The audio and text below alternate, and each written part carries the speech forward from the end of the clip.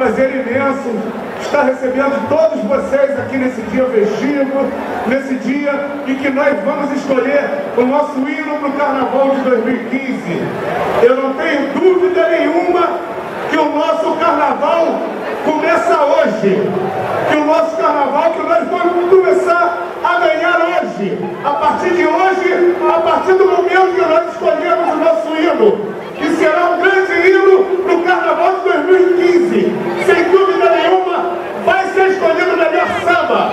Todos os sambas que fizeram, eu queria agradecer a todos os compositores que participaram e aos 3 compositores que chegaram à final, meus parabéns. Os três sambas têm condições de representar a Portela na avenida.